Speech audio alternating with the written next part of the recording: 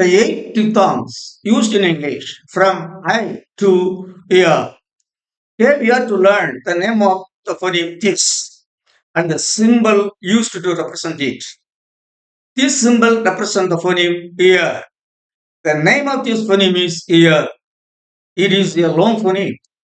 As there is no letter in English to represent this phoneme, I have done it using my tongue.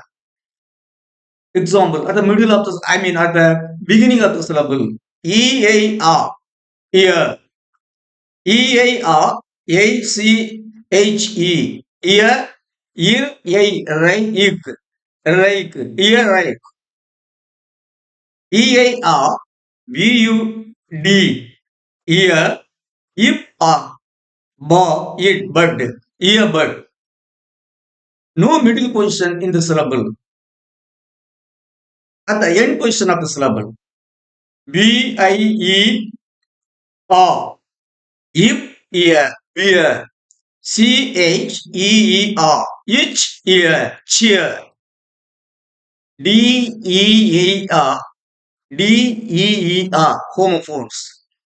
It, ear, dear.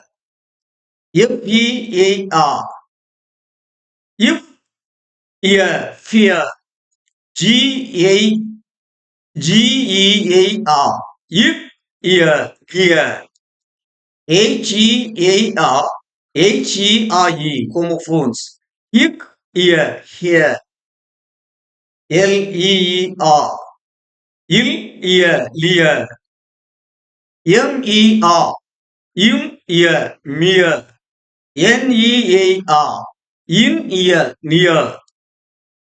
Peer, homophones. If, ear, peer. Ear, rear.